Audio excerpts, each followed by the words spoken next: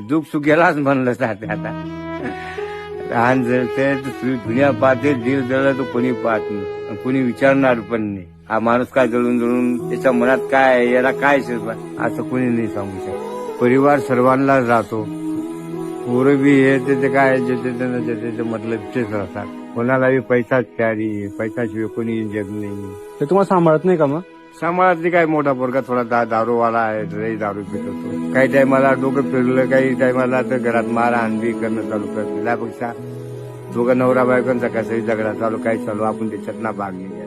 जेव्हापासून परिवार गेलेला आहे, आज 15-20 वर्षापासून, तर डोळ्यात ना जेव्हा ज्या माणसाला ठोकर लागली, रातच्या टायमाला थंडी लागली, तर डोळ्यात ना आसूच राहतात. डोळे हमेशा आसूचेच भरलेले आहेत. आसू पुसणारे कोणी येतच नाहीये. हमेशा रडतच राहते. मग तुमच्या आयुष्यातला सगळ्यात कठीण काळ कोणता होता? कठीण काळ तर आत्ताच मला जास्त वाटवला. पहिला जेव्हा मायबाप सर्व काही भरलेलं सारखं घर होतं, पण आत्ताच ना सगळ्याच गोष्टी बिकतात होऊन गेले. पैशांमध्ये बिकतात, कामांमध्ये बिकतात. जीवन असंच ना खड्ड्यातच मरासारखं जीवन आहे. जीवन वर होतच नाही.